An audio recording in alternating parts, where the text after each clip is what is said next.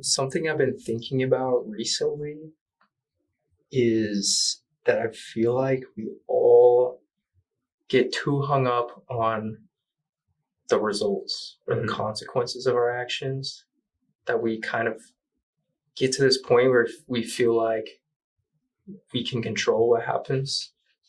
And that if something doesn't go our way, then it's our fault. We just made the wrong decision. Yeah. So I've been trying to focus on all I can do is make the best decision that I can with the information I have. Yeah. And when you look at it like that, I think it's kind of more comforting to know that there are certain things you can't control.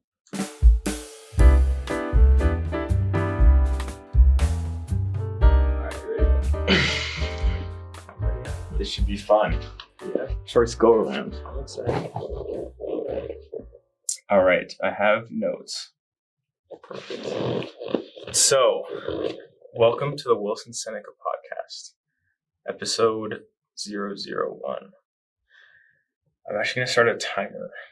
I'm hoping that this will never go over 45 minutes for the respect of your time, my time, and the listener's time. Today we have Noah Seneca, and I'm going to go ahead and read a little bio that Noah provided for us. Noah Seneca is a fourth-year student here at BYU studying computer science. He grew up in Reston, Virginia, where he was an all-region tight end and a defensive end for his high school football team. After high school, Noah served a mission for the Church of Jesus Christ of Latter-day Saints in Santiago, Chile, where he spent 2 years teaching people about Jesus Christ. He currently works for BYU Broadcasting as a software developer, where he maintains the widely used apps BYU TV and BYU Radio. Noah is also captain of the moderately successful intramural basketball team, the Bobcats. This past season, he averaged 6 points on 25% shooting from the field and helped lead his team to the Sweet 16 of the BYU Intramural Middle Division Tournament. When he is not working or going to school, Noah enjoys watching movies, playing golf, and eating pizza. He is a big fan of golf lingo, synonyms for the word shenanigans, and convincing people to do weird things to get rid of the hiccups. Noah is no stranger to podcasts, as he is the co-host of his own podcast, Lads in the Library, where he and his friend Seth talk about important issues such as frogs, AI, and woolly mammoths.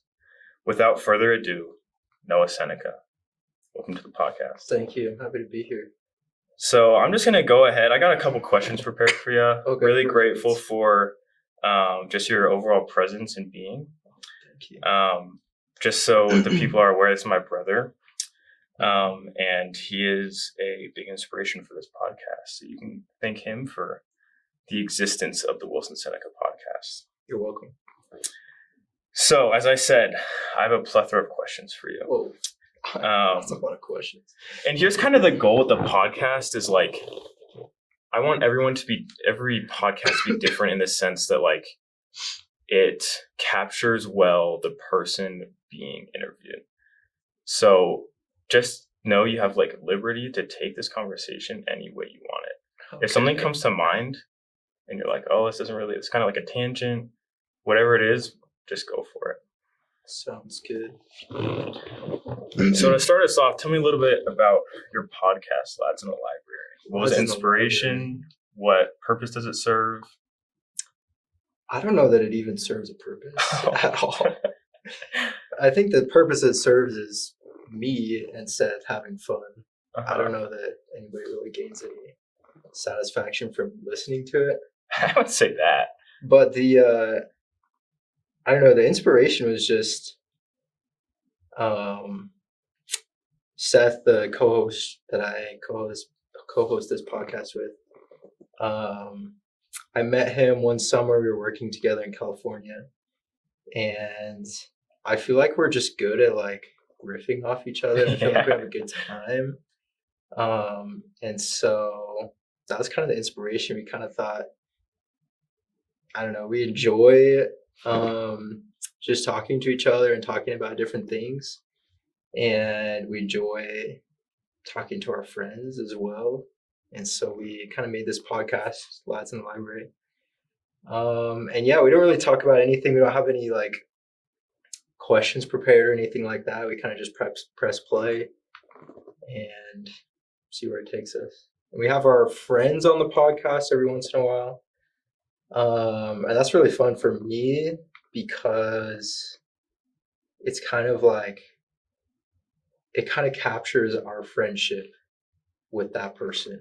Because I can go back and listen to it and hear kind of how we interacted, how we, what kind of friends we were. So it's fun for me. We don't have very many listeners. We've got maybe 5 or 6. Yeah. And most of them are people's moms, people that have been on the podcast, but it's fun for me. Yeah. No, I'm one of those 5 or 6 listeners. There you go. And I will say that podcast was some of the favorite media I consumed on my mission. Oh, let's go. I remember being sent that podcast, and it was like Christmas, just listening to you and Seth riff off each other. Yeah. That's what we do. For the listeners, I'm going to go ahead and link that below in the bio. Oh, perfect. Spotify and YouTube. So you guys feel free to tune in. I don't know if this incentivizes the listeners to tune in more or not, but I will shortly be on the podcast. True. So if you like this content, you should also go and listen to Lots in the Library. See if we can get to double-digit listeners. Yeah, that'll be a big day. I was on, because I'm making like a YouTube channel for this. Yeah. I have a subscriber. Oh, I have one subscriber. Let's go. And who is it? Is it somebody you know? Or here's the thing. I tried to figure it out. Yeah. I don't think you can figure it out because there's some subscribers can like protect themselves in a sense of I can't figure out who it is. Yeah. So I watched 3 YouTube videos, check different websites, how do you figure out who your subscribers are? And I think this person is just a private account. It's probably Dad. Yeah, honestly. You think so? I think he has a private account. I don't know. I just wonder to ask him afterwards. Because here's the thing: is I made this I updated the YouTube account with my new email and all the information, the logo and everything, 2-3 weeks ago. And the only place I put it was on my Instagram account, which is a new Instagram account for the podcast, which now has maybe 30 followers just because people know me and they're friends and stuff like that. So I feel I can oh, it's probably one of them. Yeah, get it down to at least 30 people, but it'd be fun to know who is the first subscriber. So you can get them a shout out maybe. Yeah, maybe I'll shout them out right here. Yeah. Shout out. Shout out first listener. Yeah, thank you for being my first yourself. subscriber. Yeah, please make yourself unprivate so I can properly thank you for subscribing. I don't know. I also want to explore what you said in your bio. You said you enjoy convincing people to do weird things to get rid of the hiccups. Is there a deeper story to that, or is that just... Well, I kind of just realized at some point that nobody knows how to get rid of the hiccups. And when people have the hiccups, they'll do anything to get rid of them. And so at some point I was just all right, let me see what I can get people to do with the hiccups. I think the best one I got is I got one of my friends to hold their breath. You always have to say hold your breath. Right. Because that's what everyone thinks you have to hold your breath. Yeah. I got her to hold her breath and do downward facing dog in a Walmart parking lot. Oh man. So that's horrible. It's just funny. Well, I mean, is it though?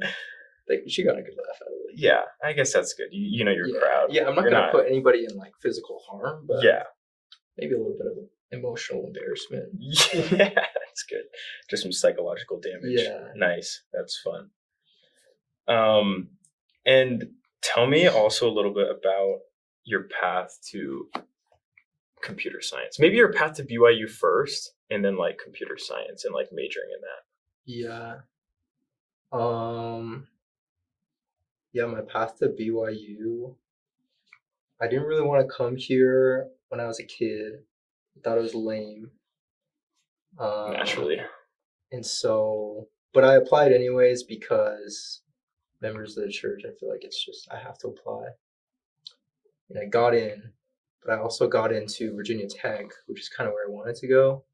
So I declined going to BYU and I accepted Virginia Tech. And then right before I was about to go on to Virginia Tech, I decided to go on a mission. And so I went on my mission, and about halfway through my mission, I was like, you know what? I actually think I probably would have a better time at BYU than at Virginia Tech, especially just like how I was living my life on my mission. And so I had our mom. I had this like little keyboard thing that you could like save like files on. Gotcha. And so I wrote my essays and I sent them to mom and had her apply for me, and then just ended up here. And then computer science, I was doing mechanical engineering my freshman year, and that was way too hard. It was awful. But I took a computer science class because I thought it'd be cool, I thought it'd be interesting, and I really liked it, so I just kind of went with it. So I'm at the point now where I don't really know. Like, it's at the point where I actually have to kind of decide, okay, what like route am I gonna take with this? Yeah. And I don't know. So I'm just kind of I'm trying to figure it out now. Because do you feel like you need to make that now because there's specific classes that will take you a certain direction, or just you're kind of nearing the end of your college experience and Both. both? Yeah. Yeah. Do you feel like mechanical engineering, like when you did that here, that was more difficult because you had served a mission and like hadn't done math for 2 years, or just like overall it's just difficult? No, I think overall it's just difficult. Yeah. Yeah, because my math is fine. Because that was really cool. Because like Virginia Tech, for those that don't know, like it's really known for its engineering, and like to be admitted into Virginia Tech, already like you put in your application that you're going to do engineering at Virginia Tech. It's a separate thing you have to be accepted to. Yeah, like that's not an easy thing to do. Like, I feel like it's a pretty like prestigious thing to be able to say like I went to Virginia Tech engineering, like I graduated from that. Yeah, maybe. So like I thought it was really cool to like see you like have that option, go on a mission, and then come back and choose like BYU. Because I kind of saw it as well. Like I remember going down to Virginia Tech for like football games and stuff like that, and we would go to the like wards, the churches out there on campus, and like it's just like it's great. It's just a different experience for for sure members of the church out there. And I feel like I personally kind of just like followed you throughout life. Like you played football in high school, so it's like I played football in high school. Yeah. Like you served a mission, I served a mission. You applied to Tech, I applied to Tech, and then now we're both just here, kind of doing our thing at BYU. Yeah. So I think that was really cool. Just that whole process of making it here. Yeah.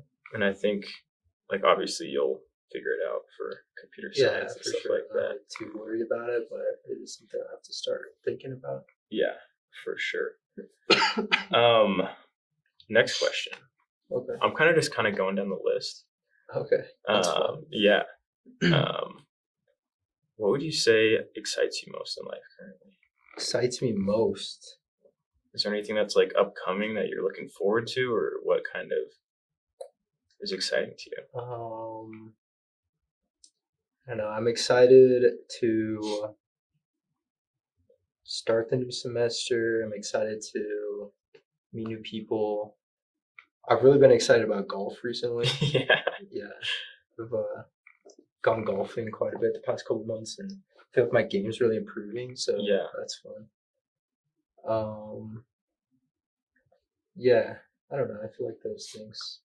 What do you feel like it is about golf that's so exciting? I don't know. It's just like, just when you hit a good shot, it feels so good. It feels great. You know what I mean? And I don't know. I can't really describe it. I don't know why. Because I like basketball, right? And when you hit a good shot in basketball, like that's also really fun. And I think golf is kind of like that, but it's easier to experience that because part of the fun of like making a good shot in basketball is like making it over somebody. Or, Yeah. like actually playing like good competition. Whereas with golf, you can kind of still have that feeling, but by yourself. Yeah. You know what I mean? That's cool. Plus, it's like nice to get out. The golf courses are usually pretty beautiful, I'd say, and get out in the sun. Yeah. So, I don't know, combination of those things. I like golf because, like, I like golf in the same way that I like attending a baseball game, and I'll explain. Okay. It's very, like, laid back. Like, Sure. you're doing something that's, like, fun and, like, can be really fulfilling. And you're doing it with other people, typically. I mean, I don't think I've ever gone golfing by myself.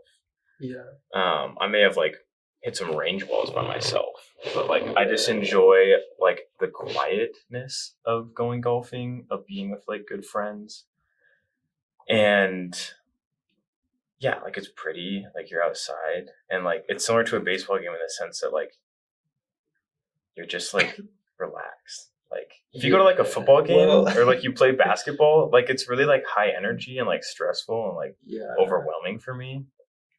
For me at least. Yeah. But like golf is just like, I don't know. I like feel calm playing golf. Okay. I feel like you have to have the right mindset going in though, because that's true. It's not gonna go your way. Ever. Never. You might hit one good shot and then hit like 8 bad shots. Yeah.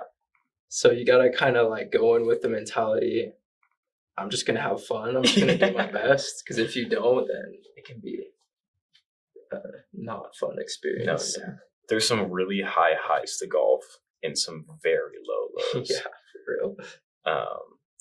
And that's why I think I'll never be good at golf. Is because if I took it seriously, I think it would break me. Yeah. But like I really like going and just like enjoying the fact that like I'm there with fun people and we're just having fun. Yeah. So golf was a lot of fun. I love putt-putt, mini golf. I like putt-putt too. I think a desire of mine is to one day compete in a competition of mini golf.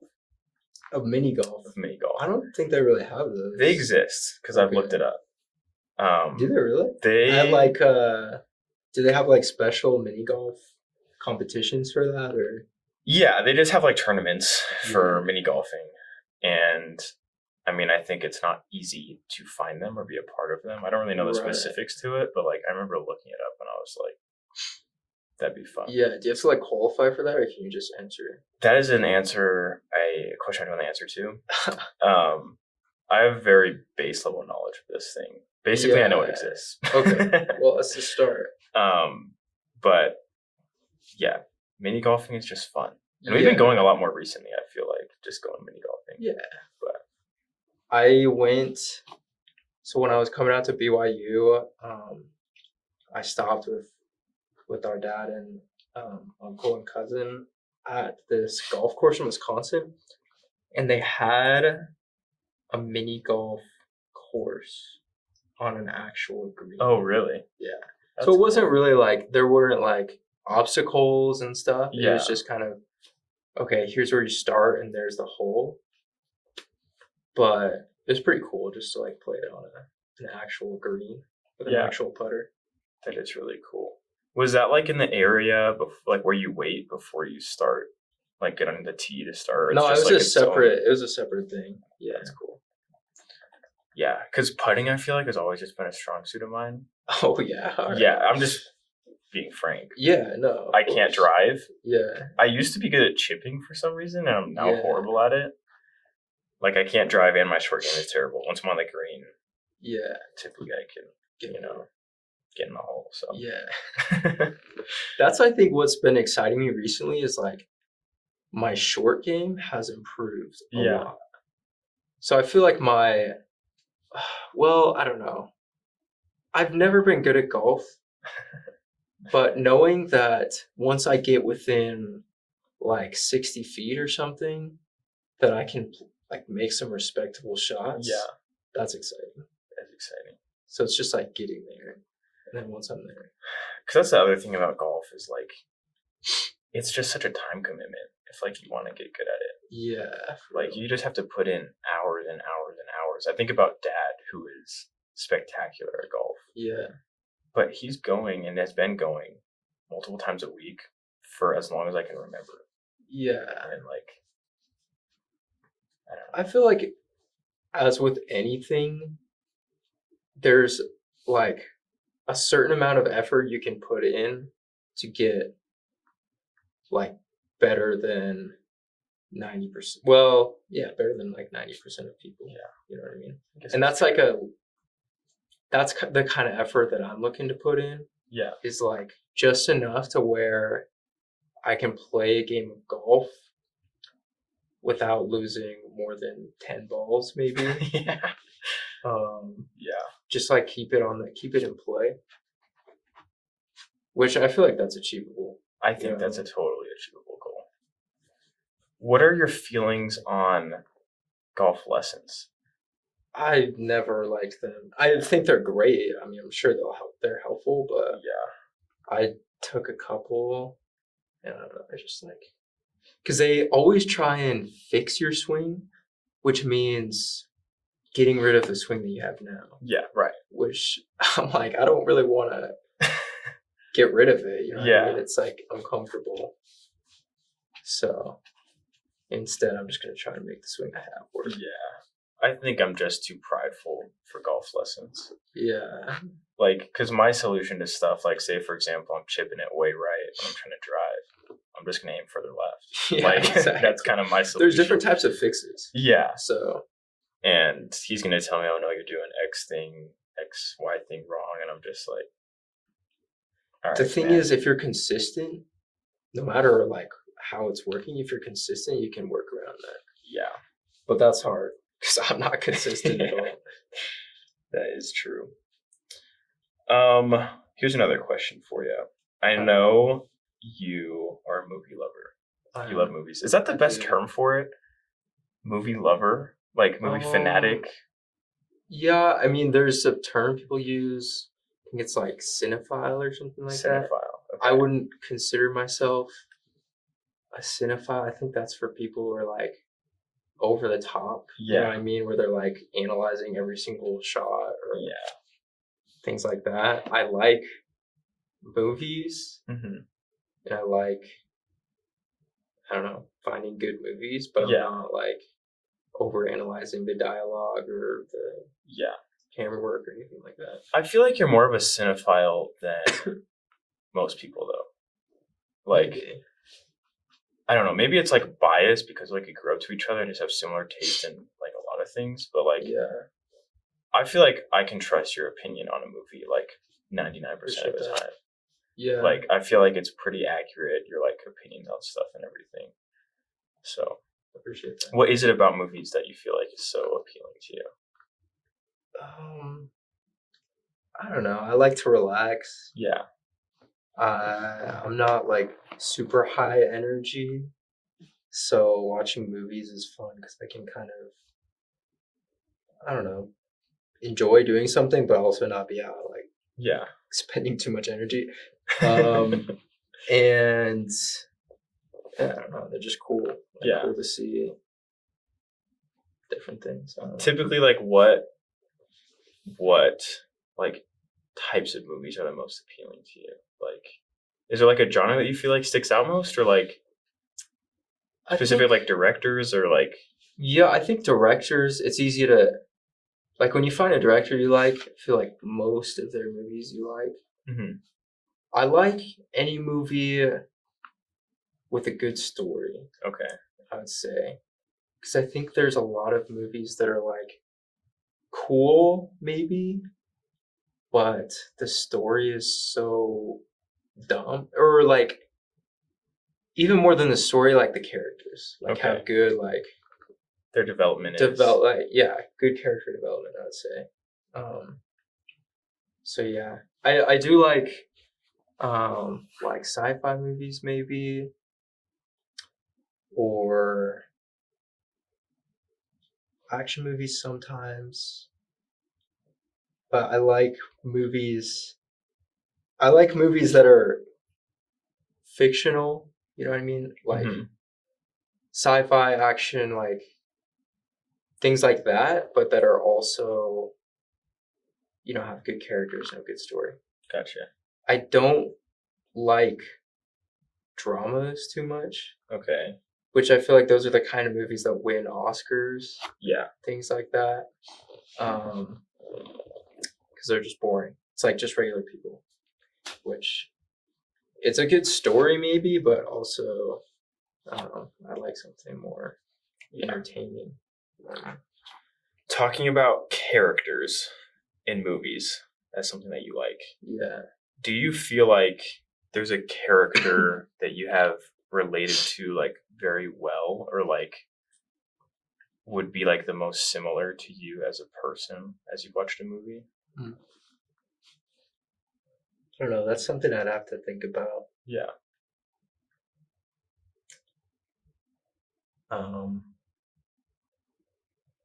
It's kind of a big question. Kind of a Yeah, loaded I'd question. have to like go through all of the movies Yeah. that I've seen. So I don't really have an answer for you right And now. that kind of like also causes some self introspection of like, who am I? Yeah. Like, Yeah, I don't know. I suppose. I don't have an answer to that question. I think it's a fun Yeah. question to think about. Because there's a difference too of like who you think you are and also how others Right. perceive you. And so I think sometimes people will say, "Oh, you're like this character," and then I think to myself, I don't like relate to this character at all. But My roommates, so this last semester, we have like Peacock because like the school provides Peacock for free. And that has all of the super fan episodes of The Office. So Mhm. like at any given point throughout the day, the entire last semester, there was just an episode running of The Office, Yeah. and like people would come and watch it. They'd leave, like whatever. By the time we all finished, they were like, "Wilson, you are literally Jim Halpert. Like you're the same person as Jim Halpert." Yeah. Do you feel like that's accurate? Do you think I'm a Jim Halpert?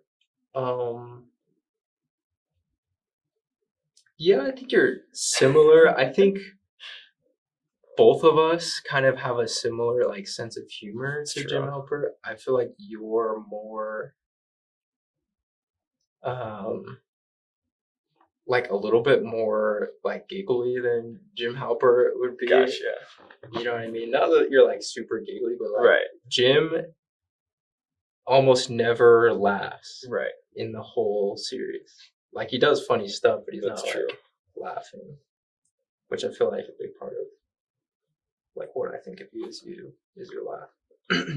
That's interesting.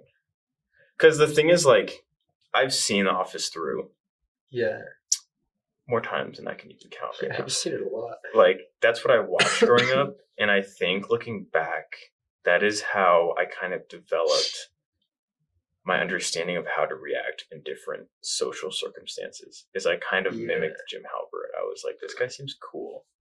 I feel like he responded to this correctly. Mm-hmm. And now I'm going to use that next time I'm presented with a similar situation. Yeah.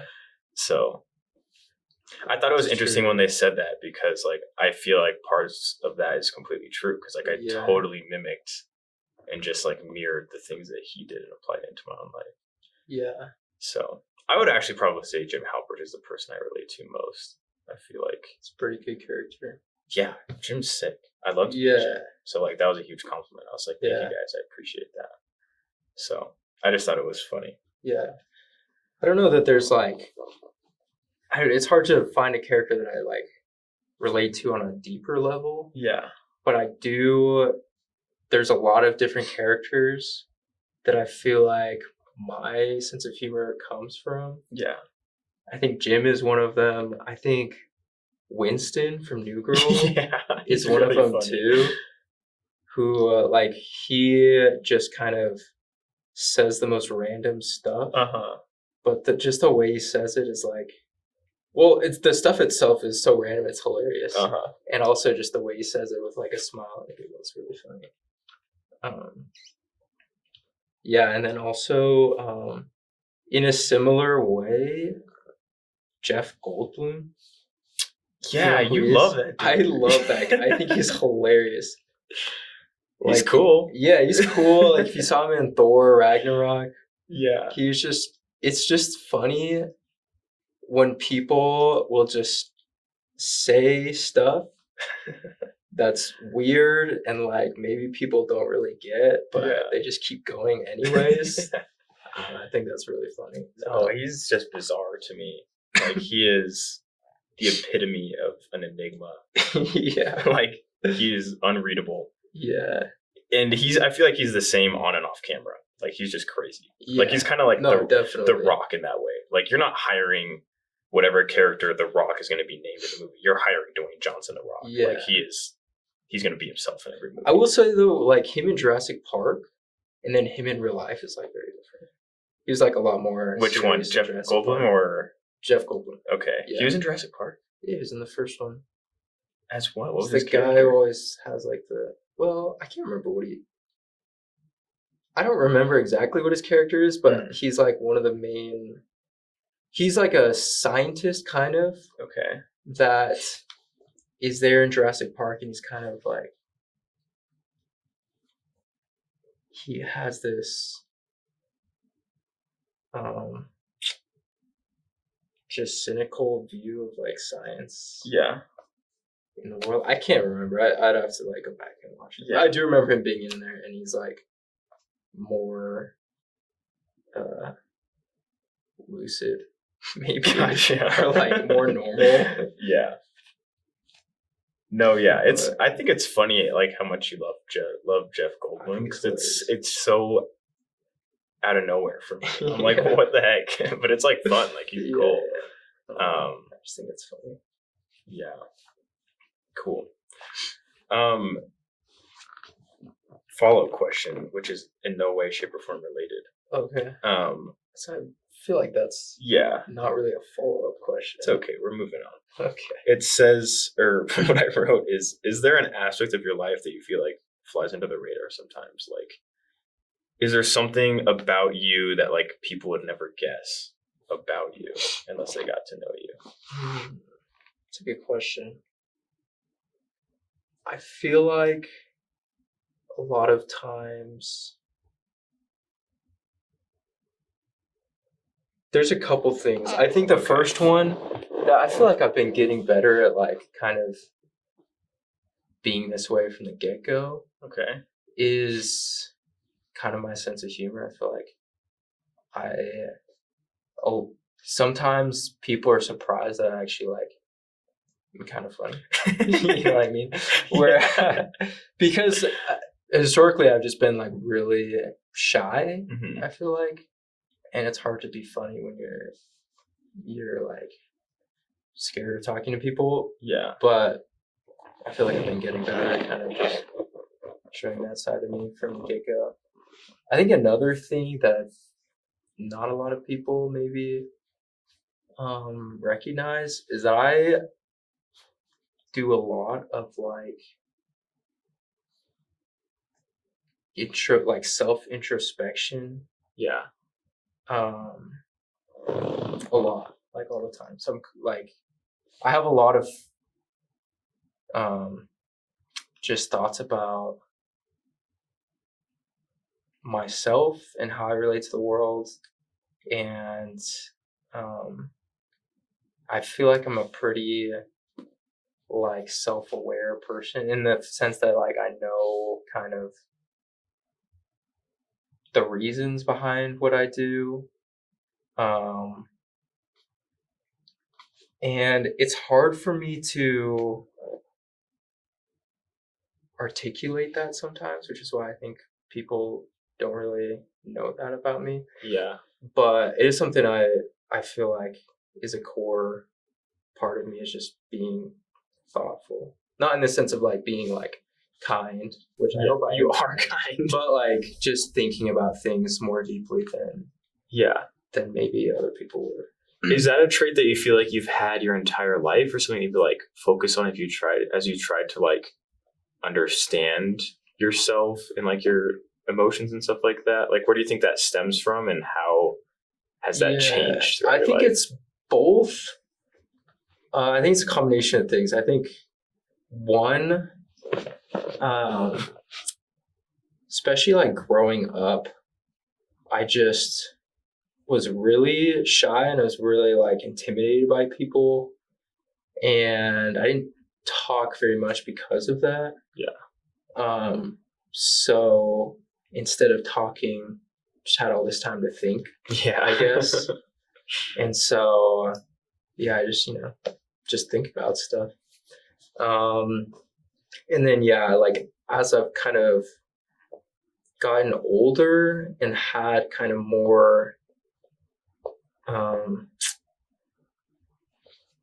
like it was more necessary for me to think about why I'm doing things so that I can kind of change my mindset so I can live a better life.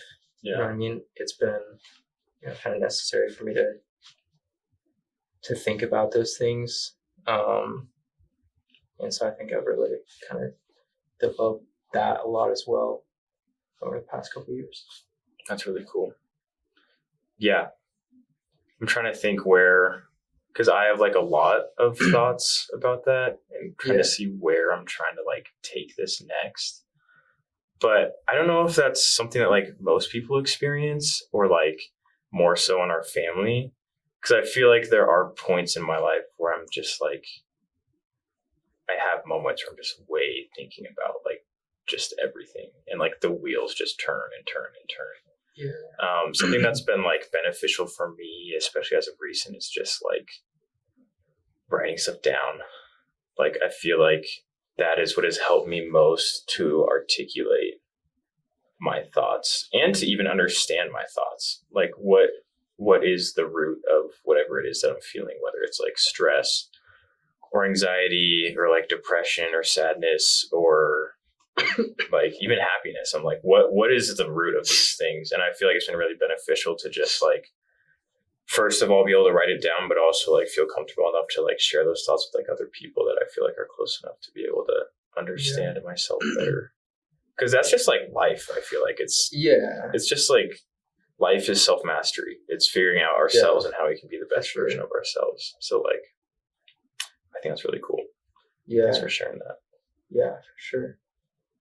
And it's like, it's nice to to have people to talk to about that, because I think it's kind of hard because, I don't know, some people just have such a different view of the world that if I try and talk to them about something, they don't understand where I'm coming from, and I also don't understand where they're coming from.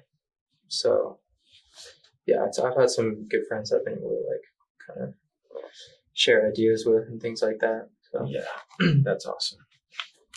Sweet.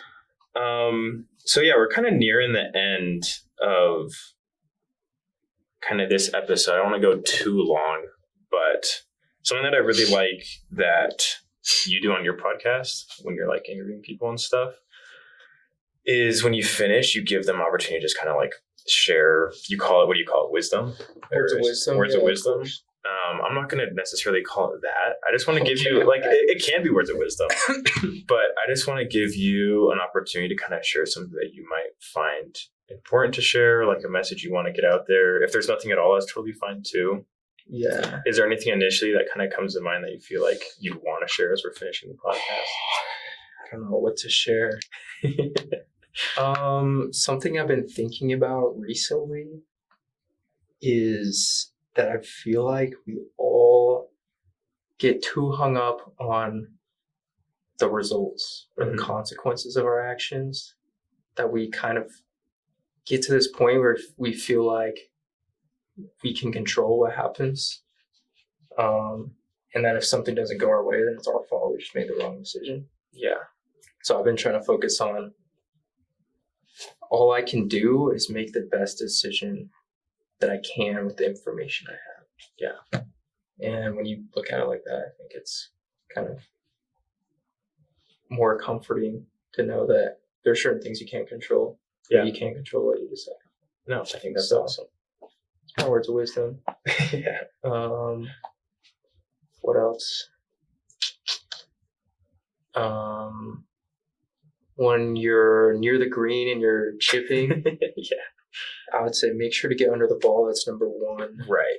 That's kind of what I've been focusing on. It's just seeing that club get under the ball. And that's it. Stay Yeah. hydrated. Those are all good things. Don't eat too many carbs, maybe. Maybe. Yeah, I mean, you do. Yeah, yeah. carbs are depends. delicious. If you want a carbo load, go for it. Yeah. But also maybe watch them, Yeah, depending on kind of your situation. but that's Cool. kind of what I got. That's good words of wisdom. I think, I mean, what you were saying reminds me of, I'm sure you've seen it. It's like the David A. Bednar video. It's like 5 minutes long by him describing Revelation, like how you can receive it. There's like the light switch, there's like the sunrise, and then there's like walking through fog. And I feel like walking through fog has kind of been like my experience with like just life in general, but especially around decision making, is like a lot of times you just put a lot of pressure on like one decision, like, or like one event that will happen in your life. Like for me, an example of that could be like, I want to be in the advertising program. Yeah. I need to start my application, and I put a lot of pressure onto that and where my life is going to go depending on if I do or do not get accepted into the advertising program.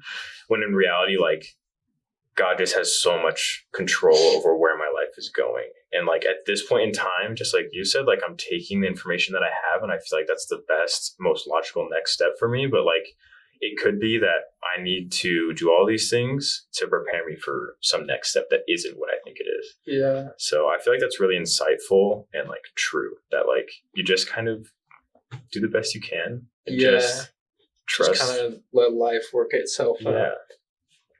So I also agree with the chipping. I need to apply that because I always just drive the ball into the ground. Honestly, no joke, that's what's revolutionized my short game.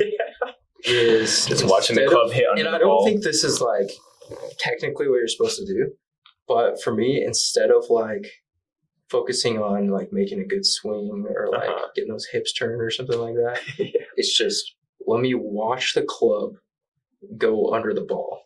You know what I mean? I wish I could say great for me. Yeah. I wish I could say I did understand, but I don't, because I just am horrible at the short game. Yeah. But it's something I can apply. Yeah, So, for sure. Give it's it doable. a try. Yeah. Awesome. Well, thank you so much for being on the podcast. Of course. I'm trying to think if there's anything else I want to add before we finish. But yeah, I appreciate you taking the time. I'll make sure to link all of your information for Lads in the Library below. Is there anything else you want me to add? Your Instagram, potentially? Sure. Cool. If You you might want get like to. a follower or two out of that. We'll Yeah, see. maybe. But yeah, stay tuned. I'm hoping to drop one of these like weekly, hopefully. And That'd be sick. thanks for your time. Of course.